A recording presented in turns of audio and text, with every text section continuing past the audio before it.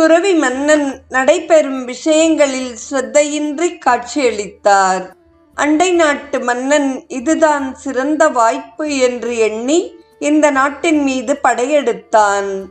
மந்திரிகள் இந்த தகவலை துறவி மன்னனிடம் சொன்னார்கள். அந்த மன்னன் ஏன் நம் நாட்டின் மீது போர் தொடுத்திருக்கிறான்? நாம் அவனுக்கு என்ன தீங்கிழைத்தோம் என்றார் துறவி. எங்களுக்கு தெரியாது. எந்தவித காரணமும் இருப்பதாக தெரியவில்லை.